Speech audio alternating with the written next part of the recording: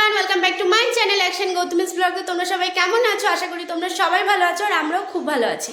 তো আজকে হচ্ছে সোমবার, জন্মাষ্টমী। তোমাদেরকে আমার আর অক্ষয়ের, যদিও এখানে অক্ষয় নেই, তবুও আমার আর ওর তরফ থেকে তোমাদের সকলকে শুভ জন্মাষ্টমী। আর এখন সকালবেলা আমি এখন থেকে ব্লগটা স্টার্ট করছি। তো আজকে সারাদিন কি করি না করি সবটাই তোমাদের সঙ্গে শেয়ার করব। তো তোমরা পুরো ব্লগটা দেখতে থাকো, আশা করি তোমাদের খুবই ভালো লাগবে। তো এখন আমি নিচে যাব, তো নিচে গিয়ে দেখি সবাই কি করছে। আর তো এখন নিচে যাওয়া যাক। আমি নিচে এসে বোতলে এক এক করে জল পুড়ছিলাম। আর দেখো আজকে সকাল থেকেই ওয়েদারটা এত বাজে, মানে আকাশে মেঘ ছিল আর ঝিরঝির করে বৃষ্টি পড়ছিল, মানে চারিদিক কীরকম একটা নিঝুম হয়েছিল, মানে একদমই ভালো লাগছিল না এরকম একটা ওয়েদার। এখন দেখা যাক বাকি দিনের ওয়েদারটা কীরকম থাকে, মানে আকাশটা কি পরিষ্কার হয়ে যায় না এরকম সারাদিন বৃষ্টি লেগে থাকে। তো দেখো এদিকে অক্ষয় ঘুম থেকে উঠে পড়েছে, তো ওকে এখন আমি চা করে দেবো। ও ফ্রেশ হয়ে নিচ্ছে, তো তারপর আমি ওকে একটু চা করে দেবো। মামনির শরীরটা একটু খারাপ করছে, ওই জন্য মামনি একটু রেস্ট নিচ্ছে। আমি বললাম রেস্ট নাও।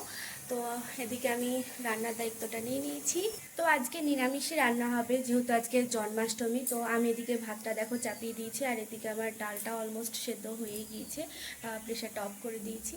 তো এখন আমি ফটাফট রান্নাটা করে নিই, তোমরা ব্লগটা দেখতে থাকো। তো দেখো আমি এখন কড়াইয়ে তেলটা দিয়ে দিয়েছি, আর এদিকে ডুমুরটা আমি সেদ্ধ করে নিয়েছি। তোমরা কারা কারা এরকম ডুমুর ভাজা খেতে ভালোবাসো কমেন্টে জানিও। আমাদের কিন্তু খুব ভালো লাগে, বিশেষ করে অক্ষয় খুব পছন্দ করে ডুমুর ভাজা। তো আমি ডুমুরটাকে আগে ভাপিয়ে নিয়েছিলাম, তো তারপর আমি এখন দেখো কড়াইয়ে দিয়ে দিচ্ছি। তারপর আমি লবণ হলুদ দিয়ে ভেজে নেব ভালো করে।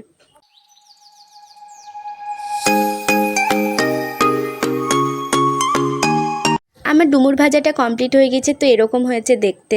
তো আবারও আমি কড়াইয়ে তেল দিয়ে দিচ্ছি, এবার আমি ডালটাকে ফোড়ন দেবো আর কি। তো আমি পরিমাণ মতো তেল দিয়ে দিলাম, তো তার মধ্যে দিয়ে দিলাম জিরে ফোড়ন দিতে হবে, আর শুকনো লঙ্কা, তেজপাতা। তো এটাকে আমি ভালো মতো নেড়ে চেড়ে পুড়িয়ে নেব, তারপর আমি ডালটাকে দিয়ে দেবো। তো বলে দিই আমি এখানে মটরের ডাল রান্না করছি, তো এই ফোড়নগুলোই মামুনি দিতে বলেছে, তো দিয়ে দিলাম। আর তারপর দেখো আমি ডালটাকে দিয়ে দিয়েছি, আর প্রচণ্ড ছিট ছিল আমার গায়ে। তো যাই হোক, এখন দেখো আমি তারপর পরিমাণ মতো জল আর হলুদ লবণ দিয়ে দিয়েছি, তো লাস্টে একটু চিনি দিয়ে নামিয়ে নেব।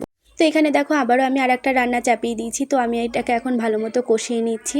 তো এটা হয়ে গেলে আমার রান্নাবান্না সব কমপ্লিট হয়ে যাবে। তো আজকে জন্মাষ্টমীর একদম সিম্পল নিরামিষ মেনু।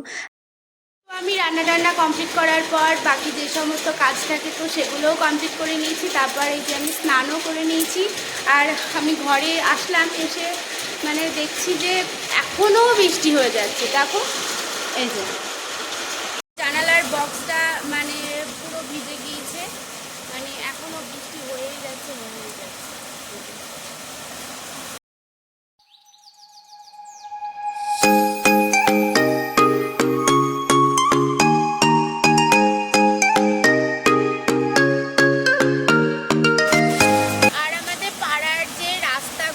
দেখো কতটা মানে জোরে জোরে জল যাচ্ছে, মানে কি পরিমাণ বৃষ্টি হচ্ছে আজকে, সারাটা দিনই বৃষ্টি।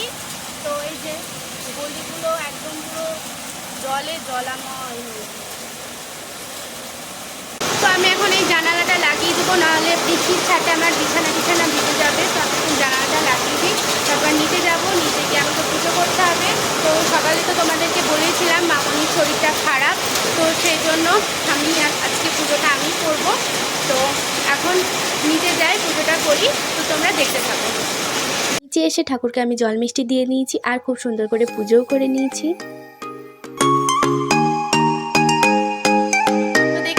পুজোটা আমি করে নিয়েছি, আর এখন ঘরে এসে দেখি এই যে একজন ভীষণ ঘুমাচ্ছে। ছুটির দিন, তাতে এরকম সারাদিন ধরে ঝিমঝিম করে বৃষ্টি হচ্ছে, বেশ ভালোই। তো ঘুমোক, আমিও একটু রেস্ট করে নিই, মানে চুলটা শুকিয়ে নিই, তারপর দেখি কি করি। যাই করব তোমাদের সঙ্গে শেয়ার করব, তো তোমরা দেখতে থাকো।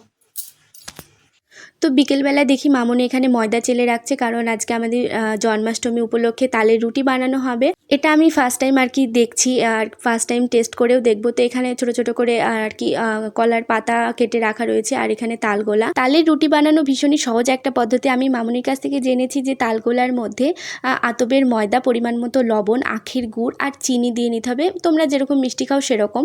তো তারপর এটাকে ভালো মতো মেখে নিতে হবে, কোনো জল দেওয়া যাবে না। তো তারপর দেখো কলার পাতার উপরে আমি এভাবে দিয়ে নিচ্ছি, এভাবে দিতে হবে। তারপর আর একটা কলার পাতা দিয়ে চেপে দিতে হবে।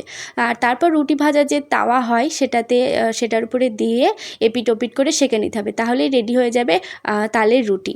আমি কোনোদিনও তালের রুটি খাইনি, আমি তালের বড়া খেয়েছি। তালের বড়া আমার ভীষণই প্রিয়। তোমরা তালের রুটি এর আগে খেয়েছো কিনা বা তোমাদের কীরকম লেগেছে অবশ্যই আমাকে কমেন্টে লিখে জানিও। আমি তো ভয়েই করছিলাম, মামনি আমাকে দেখিয়ে দিয়েছিল, তবুও আর কি আমি সাবধানেই করছিলাম যাতে কোনো রকমের ভুল না হয়।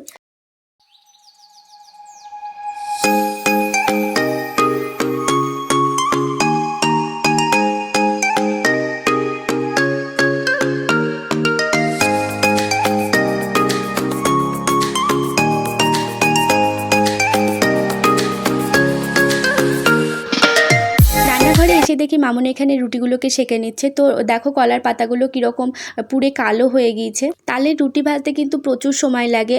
মামনি এখানে বিকেলবেলা শুরু করেছে, কিন্তু আমাদের সন্ধ্যা রাত হয়ে গিয়েছিল আমাদের এগুলো আর কি কমপ্লিট করতে, তারপর এই পর্যায়ে এসেছে। আমাদের জন্মাষ্টমীর দিনটা ভালো মতোই কাটলো। তালের রুটি করা হয়েছিল, তালের বড়াও শেষে কিছু করা হয়েছিল। তো এভাবেই কাটলো। এবারকার জন্মাষ্টমীটা এরকমই সাদামাটাই কাটলো। আর যেহেতু এই বাড়িতে গোপাল নেই, তো গোপালের মানে পুজোটাও সেহেতু করা হয় না, ওই জন্য এরকম সাদামাটাভাবেই কাটলো আমাদের এই জন্মাষ্টমীটা। তো এখন রাত্রিবেলা, এখন ঘুমোবো, আর কোনো কাজ নেই।